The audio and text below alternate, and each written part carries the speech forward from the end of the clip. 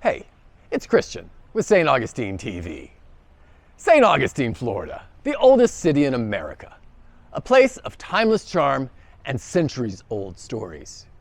But one night in 1914, history itself went up in flames.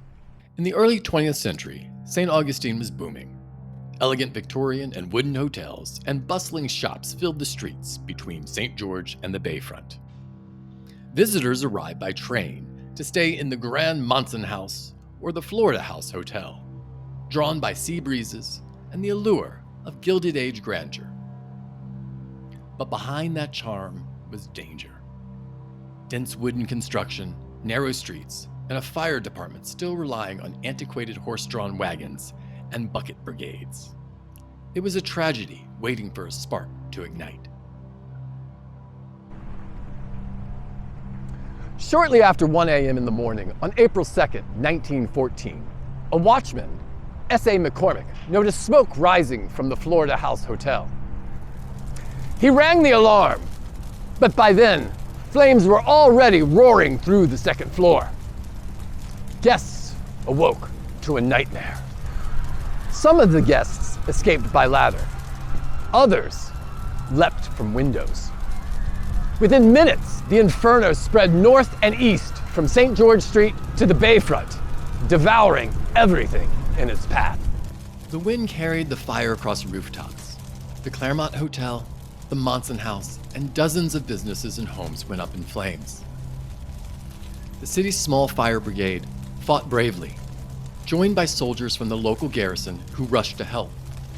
Together, they tore down nearby buildings in a desperate attempt to stop the fire from spreading, using axes and buckets as the night sky glowed red. The fire raged until dawn. By sunrise, much of the heart of St. Augustine was gone.